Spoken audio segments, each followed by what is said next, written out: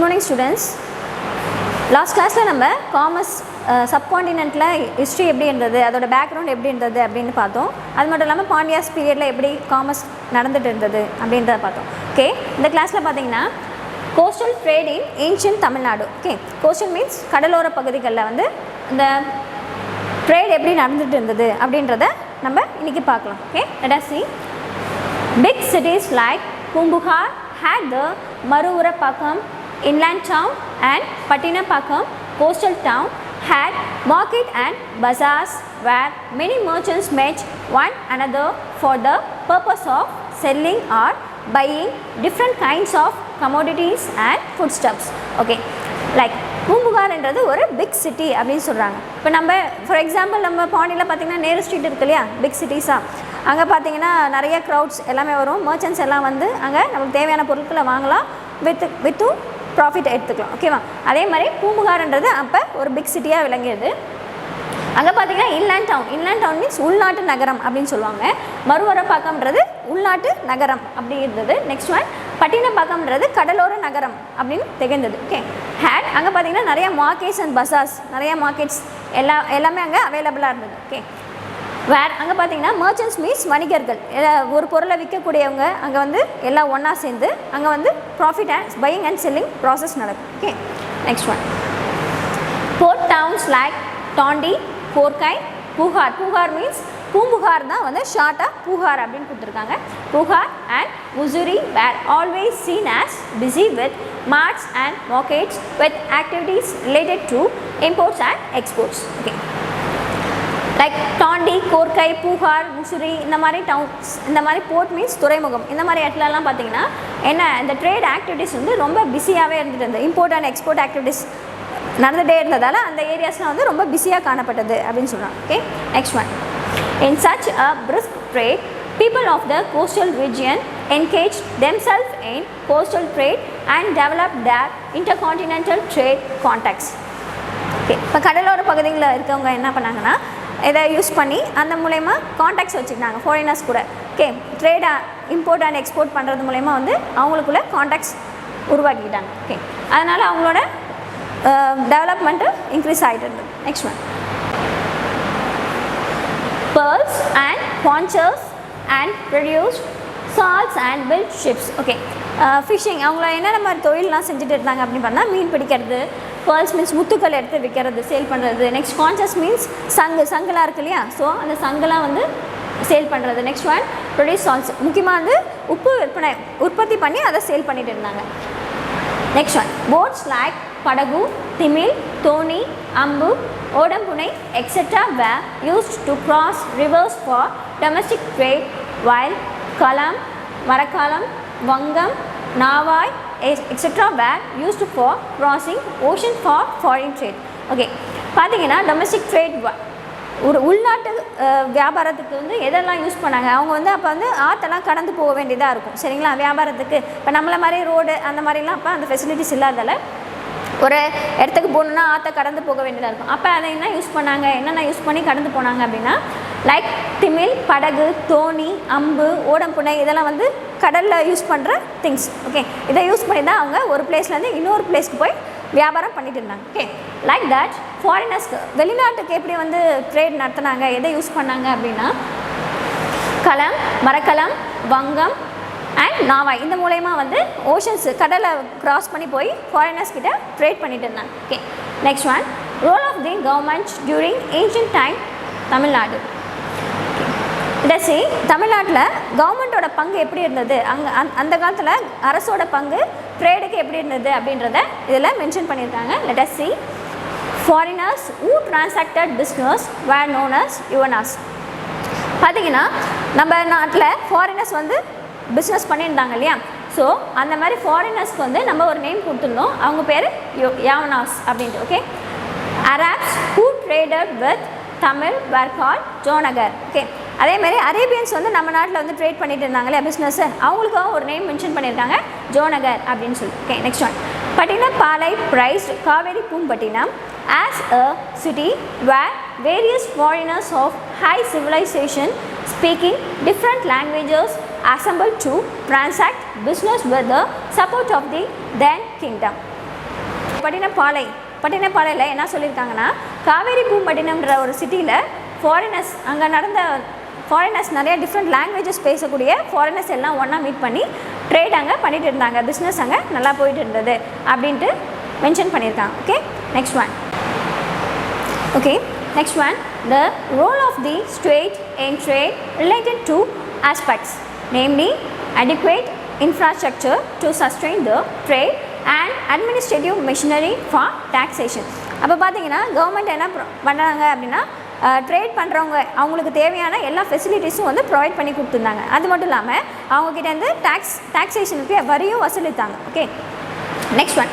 During the Sangam period, the main trade routes were passing through thick forest over Western Ghats. பார்த்தீங்கன்னா சங்கம் பீரியடில் பார்த்தீங்கன்னா அவங்க என்ன பண்ணால் ஒரு அடர்ந்த காட்டு பகுதியில் கூட வந்து ரோட் ஃபெசிலிட்டிஸை வந்து செஞ்சு கொடுத்தாங்க அப்படின்னு சொல்லுவாங்க. Next one.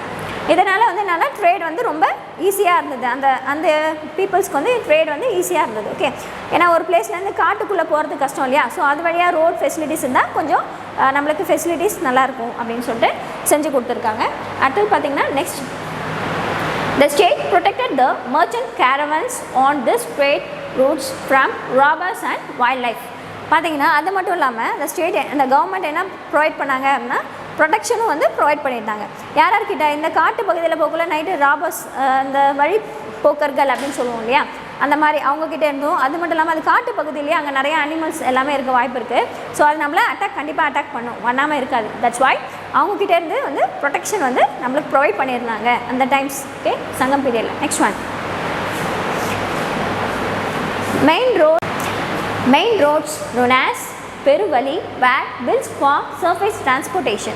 பார்த்தீங்கன்னா இப்போ பெரிய மெயின் ரோட்ஸ்லாம் வந்து செஞ்சு கொடுத்துருந்தாங்க. எதுக்குன்னா அந்த டிரான்ஸ்போர்ட்டேஷன் வந்து நல்லா இருக்கணும் அப்படின்னு சொல்லிட்டு. ஓகே, ட்ரேட் அது மூலயமா தானே நடக்கும். நம்ம ஒரு இடத்துலேருந்து இன்னொரு இடத்துக்கு போனால் தான் வந்து ட்ரேட் வந்து ரன் பண்ண முடியும். That's why they provide main roads. Okay, next one. Besides, state expanded infrastructure for shipping such as port, lighthouse, warehouse etcetera to promote overseas trade. Okay, பார்த்தீங்கன்னா அது மட்டும் இல்லாமல் கவர்மெண்ட் என்னென்ன infrastructure செஞ்சு கொடுத்தாங்க அப்படின்னா, போர்ட் மீன்ஸ் துறைமுகம். ஓகேங்களா, துறைமுகம். லைட் ஹவுஸ் மீன்ஸ் கலங்கரை விளக்கம் அப்படின்னு சொல்லுவோம் இல்லையா. வேர் ஹவுஸ் மீன்ஸ் பண்டக காப்பகங்கள் அப்படின்னு சொல்லுவாங்க எக்ஸெட்ரா. இதெல்லாம் ஃபெசிலிட்டிஸ் வந்து செஞ்சு கொடுத்ததால ட்ரேட் வந்து ப்ரொமோட் ஆச்சு, இன்க்ரீஸ் ஆச்சு அப்படின்னு சொல்கிறாங்க. Next one. Many such ports were developed during the Sangam period. அப்போ சங்கம் பீரியடில் பார்த்தீங்கன்னா நிறைய போர்ட்ஸ் வந்து டெவலப் ஆக ஆரம்பிச்சது. ஏன்னா நிறைய ஃபெசிலிட்டிஸ் வந்து ப்ரொவைட் பண்ணதால் நிறைய ட்ரேட் வந்து இன்க்ரீஸ் ஆக ஆரம்பிச்சது. Next one. Kaveri Poompattinam was the chief port of the kingdom of Cholas, while Nagapattinam, Marakkanam, Arikamedu etcetera. பார்த்தீங்கன்னா ஒரு முக்கியமான துறைமுகமாக வந்து காவேரி பூம்பட்டினம்ன்றது திகழ்ந்தது அந்த காலத்தில். ஓகேவா, அது மட்டும் இல்லாமல் யார் பீரியடில் பார்த்தீங்கன்னா சோழர்களோட பீரியடில் காவேரி பூம்பட்டினம்ன்றது ஒரு சீஃப் போர்ட்டாக வந்து திகழ்ந்தது. Okay, next one. While Nagapattinam, Marakkanam, Arikamedu etcetera were other small ports on east coast. அது மட்டும் இல்லாமல் நாகப்பட்டினம், மரக்காணம், அரிக்கமேடு இது எல்லாமே வந்து குட்டி குட்டி துறைமுகமாக விளங்கியது அப்படின்னு சொன்னாங்க. Next one. Similarly Pandyas developed Korkai, Saliyur, Kayal, Marungavur, Pattinam and Kumari for foreign trade.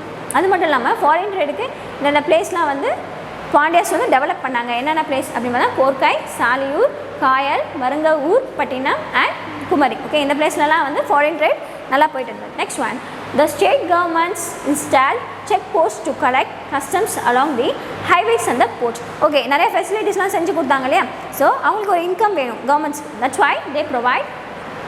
அவங்க என்ன இன்ஸ்டால் பண்ணாங்க அப்படின்னா செக் போஸ்ட்ன்றதை ஒன்று கொண்டு வந்தாங்க. ஓகேங்களா, அது மூலயமா அவங்க வரியை வசூலித்து அவங்களுக்கு இன்கம்மை தேடிக்கிட்டாங்க. Next one. Contribution of Kautilya to trade. Okay, கௌட்டல்யாவோட கான்ட்ரிபியூஷன் எப்படி இருந்தது வணிகம் ட்ரேடில் அப்படின்னு சொல்லிட்டு பார்க்கலாம். Kautilya's Arthashastra describes economy in Mauryan time. கௌட்டல்யாவோட அர்த்தசாஸ்திரா என்ன டிஸ்கிரைப் பண்ணுது, என்ன சொல்லுது அப்படின்னு பார்த்தோன்னா, மௌரியன் டைமில் இருந்த எக்கனாமி, அப்போ அந்த பொருளாதாரம் எப்படி இருந்தது அப்படின்றத சொல்லுது. Okay, next one. This brought out history of marketing practice from 200 years ago. ஓகே, இதுலேருந்து நம்ம என்ன ஹிஸ்ட்ரி கண்டுபிடிக்கலாம் எடுத்துக்கலாம் அப்படின்னு இன்ஃபர்மேஷன் கிடைக்கும்னு பார்த்தீங்கன்னா 2000 ஆண்டுகளுக்கு முன்னாடி மார்க்கெட்டிங் ப்ராக்டிஸ் எப்படி இருந்தது அதோட ஹிஸ்ட்ரியை வந்து நம்ம இது மூலயமா தெரிஞ்சுக்கலாம். Next one, according to Kausalya trade in medieval India was centralised. Okay, Kausalya பொறுத்தவரையும் அவர் பீரியடில் ட்ரேடுன்றது வந்து சென்ட்ரலைஸ் பண்ணி ஒரு குறிப்பிட்ட இடத்துல மட்டும்தான் வந்து நடக்கணும், எல்லா இடத்துலையும் வந்து ட்ரேட் இருக்கக்கூடாது, சென்ட்ரலைஸ் அதுக்குன்னு ஒரு பிளேஸ் இருக்கணும் அப்படின்ட்டு கொண்டு வந்தாங்க. Next one, since the commodities produced could not be sold in the location of the protection அப்படின்னு சொல்கிறாங்க. ஓகே, குட்ஸ் வந்து ப்ரொடியூஸ் பண்ணுறோம் இல்லையா, அந்த இடத்துல வந்து சேல்ஸ் நடக்கக்கூடாது அதான் சொல்லியிருக்காங்க. could not be sold in the location of the production அப்படின்னு சொல்லியிருக்காங்க. Okay, next one, the state அப்போ எங்கே விற்கணும், அந்த இடத்துல விற்கக்கூடாதுன்னு அப்போ எங்கே விற்கணும்னா கவர்மெண்ட் வந்து ஒரு பிளேஸ் வந்து அனௌன்ஸ் பண்ணியிருக்கோம். ஓகே, அந்த இடத்துல தான் எல்லா கமோடிட்டிஸும் கொண்டு வந்து அது மட்டும் இல்லாமல் அவங்களுக்கு ஒரு வரி கட்டணும், அதை தான் இங்கே மென்ஷன் பண்ணிக்கிறாங்க. It levied duties on goods brought into the city and could be sold after payment of duty. சொன்னோம் இல்லையா, ஒரு அமௌண்ட்டை வந்து அவங்களுக்கு பே பண்ணணும், பே பண்ணிவிட்டு அதுக்கப்புறம் தான் வந்து நம்ம எடுத்துகிட்டு அந்த கமோடிட்டிஸை சேல் பண்ணலாம். Next one, only certain merchants were authorized to engage in trade to sell at price fixed by the chief controller of the state. Okay, ஒரு சில மர்ச்சன்ட்ஸ்க்கு மட்டும்தான் வந்து பெர்மிஷன் இருக்குது செல்லிங் ப்ரைஸ். ஒரு சில மர்ச்சன்ட்ஸ் மட்டும் தான் வந்து என்ன பண்ணுவாங்கன்னா அவங்க ஃபிக்ஸ் பண்ண சீஃப் கண்ட்ரோல் ஆஃப் த ஸ்டேட்டில் ஃபிக்ஸ் பண்ண அந்த அமௌண்ட்டை சேல் பண்ணுவாங்க. ஓகேவா, next one, important ancient trade centers in the coastal region of the Tamil Nadu. இந்த எந்தெந்த இடம்லாம் வந்து ரொம்ப இம்பார்ட்டன்ட் பிளேஸாக இருந்தது ட்ரேட் சென்டருக்கு அப்படின்ட்டு. ஓகே, பார்க்கலாம். கோஸ்டல் ரீஜன்ஸ்னு சொன்னாலையா, கடலோர பகுதிகளில் எந்தெந்த இடம் வந்து சென்ட்ரல் முக்கியமான இம்பார்ட்டன்ட் பிளேஸாக திகழ்ந்தது அப்படின்னு பார்ப்போம். First one Alambarai. Next one let us see. Number 1, Alambarai, Azhagankulam, Poompuhar, Marakkanam, Vasavasamudram, Mylapore. Okay, இந்த பிளேஸ்லாம் ரொம்ப இம்பார்ட்டன்ட் பிளேசஸாக திகழ்ந்தது ட்ரேடில். எங்கன்னா பார்த்தீங்கன்னா கடலோர பகுதிகளில். ஓகே, இது கொஸ்டின்ஸ் வரும், expected questions. Next one,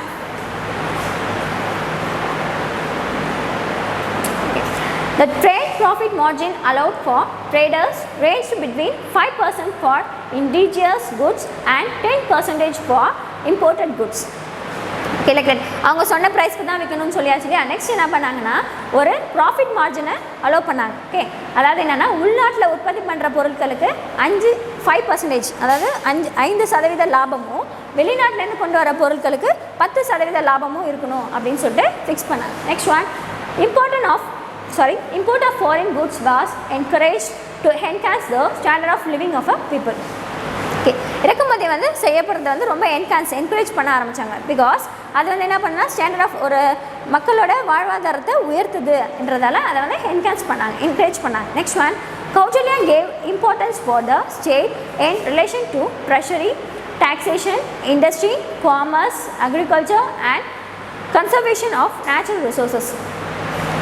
okay, Kausalya பீரியடில் அவர் எதுக்கெல்லாம் இம்பார்ட்டன்ஸ் கொடுத்தாரு அப்படின்னு பார்க்கலாம்.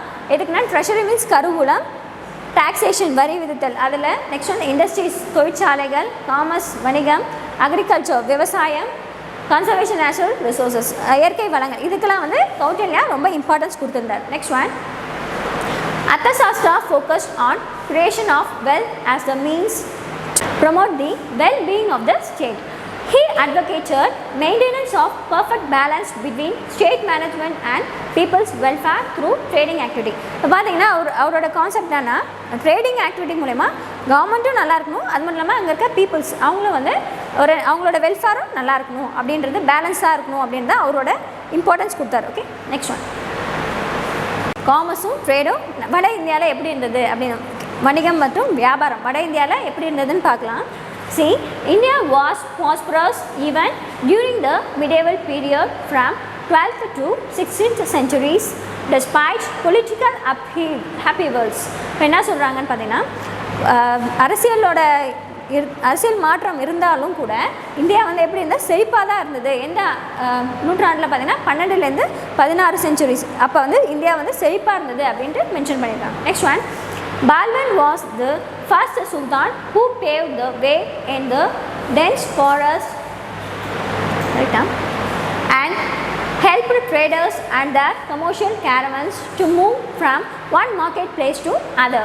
பார்த்தீங்கன்னா பால்பன் தான் வந்து ஃபர்ஸ்ட் சுல்தான் அப்படின்னு சொல்லியிருக்காங்க. ஓகே, பால்பன் அவர் என்ன பண்ணார் அப்படின்னா ஃபாரஸ்ட்டில் அடர்த்தியான பகுதியில் கூட என்ன பண்ணாருன்னா ரோட் ஃபெசிலிட்டிஸ் ப்ரொவைட் பண்ணி ட்ரேடர்ஸ்க்கு ஹெல்ப்ஃபுல்லாக இருந்தார். ஓகே, ஹெல்ப் பண்ணியிருந்தார். And their commercial caravans to move from roads மூலயமா என்னாவும் அவங்களோட கேரவன்ஸ் மீன்ஸ் கூண்டு வண்டி. ஓகே, அவங்களோட கூண்டு வண்டியாக தான் ஒரு இடத்துலேருந்து இன்னொரு இடத்துக்கு போயிட்டு வியாபாரம் பண்ணுறதுக்கு ஹெல்ப் பண்ணார். Okay, next one. Alauddin Khilji brought the price to a very low ebb. He encouraged import of foreign goods from Persia and subsidized the goods. Okay, பண்ணா அலாவுதீன் கில்ஜின்ற என்ன பண்ணார் அப்படின்னா ஒரு பொருளோட அமௌண்ட்ஸ், தட் மீன்ஸ் ஒரு பொருளோட விலையை வந்து குறைத்தார். ஓகேங்களா, குறைத்துட்டு அது மட்டும் இல்லாமல் இவர் என்ன என்கரேஜ் பண்ணார்னா இம்போர்ட் ஆஃப் ஃபாரின் குட்ஸ், பர்ஷியாவிலேருந்து ஃபாரின் குட்ஸ் வந்து இறக்குமதி பண்ணுறதுக்கு என்கரேஜ் பண்ணார். எது மூலயமா என்கரேஜ் பண்ணார்னா ஒரு சப்சிடிஸ், மானியம் ப்ரொவைட் பண்ணி என்கரேஜ் பண்ணியிருந்தார். Okay, Arabs were dominant players in India's foreign trade. Okay, அரேபியர்கள் என்ன பண்ணாங்கன்னா ஃபாரின் ட்ரேட், அதாவது வெளிநாட்டு வர்த்தகம் இருக்கு இல்லையா, அதில் அவங்களோட ஆதிக்கத்தை செலுத்தினாங்க. ஓகே, ஆனால் அவங்க அதில் மட்டும் தான் ஆதிக்கம் பண்ணாங்க, நம்மளோட இந்தியன்ஸ் அண்ட் குஜராத்திஸ் இவங்கள 2 பேர்லேயும் எந்த ஆதிக்கமும் பண்ணலை. Okay, except the trade between the coastal ports were in the hands of Marwaris and Gujaratis. Coastal ports means கடலோர பகுதிகளுக்கு சொல்கிறோம் இல்லையா, அது வந்து யார் கையில் இருந்தது அப்படின்னா மார்வாரிஸ் கையிலையும் குஜராத்திஸ் கையிலையும் தான் இருந்தது. ஓகே, அவங்க தான் அங்கே ட்ரேடை வந்து ரன் பண்ணிட்டு இருந்தாங்க. The overland trade with Central and West Asia was in the hands of Multanis, who were Indus and Kursanis, who were Afghans, Iranians and so on. Okay, see, ஓவராலாக பார்த்தோன்னா ட்ரேட் யார் கையில் இருந்தது அப்படின்னு பார்த்தோன்னா முல்தானிஸ் இந்த மாதிரி இவங்க கீழெல்லாம் வந்து ஓவராலாக ட்ரேட் அவங்க ரன் பண்ணிட்டு இருந்தாங்க. Next one. During sultanate period trade flourished due to the establishment of currencies system based on silver and copper. Okay, சுல்தான் பீரியடில் பார்த்தீங்கன்னா அவங்க கரன்சியை வந்து எஸ்டாப்ளிஷ் பண்ணாங்க. ஓகே, காயின்ஸ் வந்து ப்ரொவைட் பண்ணி அது என்னென்ன எந்த டைப்ஸ் ஆஃப் காயின்ஸ் பண்ணால் சில்வர் அண்ட் காப்பர், தாமிரம் சொல்லுவோம் இல்லையா, வெள்ளிலையும் தாமிரத்துலேயும் வந்து நாணயங்கள் செஞ்சு அது மூலயமா வந்து ட்ரேடை வந்து ரன் பண்ணாங்க. Next one. The important trade centers were Delhi, Mumbai, Ahmedabad, Sonarpur, Jaunpur, Lahore and so on. Okay, important trading center, trade center பார்த்தீங்கன்னா எதெல்லாம் இம்பார்ட்டண்ட்டாக இருந்தது அப்போ அப்படின்னா டெல்லி, மும்பை, அகமதாபாத், சோனார்பூர், ஜான்பூர், லாகூர் இந்த பிளேஸ்லாம் வந்து இம்பார்ட்டன்ட் ட்ரேட் சென்டராக இருந்தது. Okay, and so on. The burgeoning foreign trade led to the development of marketplace in the towns and villages. அது மாதிரி டவுன்ஸ் அண்ட் வில்லேஜஸில் ட்ரேட் வந்து என்னாச்சுன்னா வளர்ந்து டெவலப் ஆகிட்டு இருந்தது. Next one. India's handicraft commanded a good foreign market. India imported arts, dry fruits, precious stones, glassware, high-grade textiles, raw silks, corals, scented oils, velvets, etc. அது மட்டும் இல்லாமல் இந்தியாஸ்லேருந்து நிறையா பொருட்கள் இறக்குமதி பண்ண ஆரம்பித்தாங்க. என்னென்ன பொருட்கள் பண்ணாங்கன்னா ஹார்சஸ், குதிரைகள், ட்ரை ஃப்ரூட்ஸ் இல்லையா, உலர் பழங்கள் அப்படின்னு சொல்கிறேன், அது ப்ரெஷியஸ் ஸ்டோன்ஸ், விலை மதிப்பற்ற கற்கள், அதெல்லாம். ஓகே, கண்ணாடி பொருட்கள், பட்டு சில்க் இருக்கு இல்லையா, அது இதெல்லாமே வந்து இம்போர்ட் பண்ணாங்க. ஓகே, அது மட்டும் இல்லாமல் யார்கிட்டேருந்து பண்ணாங்கன்னா Kabul, Arabia, Europe, West Asia and China இவங்ககிட்டேருந்து அவங்க இம்போர்ட் பண்ணாங்க. Next. India products were exported to East Africa, Malaya, China and Far East. அவங்க இம்போர்ட் மட்டும் பண்ணல, எக்ஸ்போர்ட்டும் கூட பண்ணியிருக்காங்க. அது யாருக்கு பண்ணியிருக்காங்கன்னா ஈஸ்ட் ஆஃப்ரிக்காவுக்கு, Malaya, China and Far East. Okay, இவங்களுக்கு எக்ஸ்போர்ட் பண்ணியிருக்காங்க. Next one. Trade was conducted through overland routes with Afghanistan, Central Asia and Persia. India conducted foreign trade via land route with Quetta, Khyber Pass, Iraq and Bukhara. இந்த roots மூலமா வந்து trade வந்து connect பண்ணியிருந்தாங்க. Okay, next one. Persia, India. Okay, India conducted foreign trade via land route with Quetta, Khyber Pass, Iraq and Bukhara. India என்ன connect பண்ணா foreign ட்ரேடும் connect பண்ணாங்க. எந்த வேல அப்படின்னு பார்த்தோன்னா through Quetta, Khyber pass, Iraq and Bukhara. Okay, இந்த வழியிலலாம் வந்து இந்தியாவும் ட்ரேட் கனெக்ட் பண்ணிச்சு. Next one. The traders of Malabar, Gujarat and foreign settlers in the ports of Calicut, Kumbat and Mangalore controlled a major business sector in port cities. Okay, மேஜராக business செக்டரை யார் control பண்ணியிருந்தாங்க அப்படின்னு பார்த்தோன்னா Malabar, Gujarat and foreign settlers in the ports of Calicut. கேலிகட்டில் இருக்க foreign settlers, Khambat and Mangalore, இவங்க கையில் தான் வந்து மேஜர் பிஸ்னஸ் செக்டாரோட கண்ட்ரோல் வந்து இருந்துச்சு. ஓகே, இதோட கண்டினியூட்டியை நெக்ஸ்ட் கிளாஸில் பார்க்கலாம். இதுக்கு முன்னாடி நடந்த எல்லாத்தையும் ஜஸ்ட் ஒரு ரீகால் பண்ணிக்கங்க. முக்கியமான டேர்ம்ஸ், எந்தெந்த பிளேசஸ் அதெல்லாம் வந்து ஒரு அண்டர்லைன் பண்ணி நோட் பண்ணி வச்சுக்கோங்க. Okay, thank you.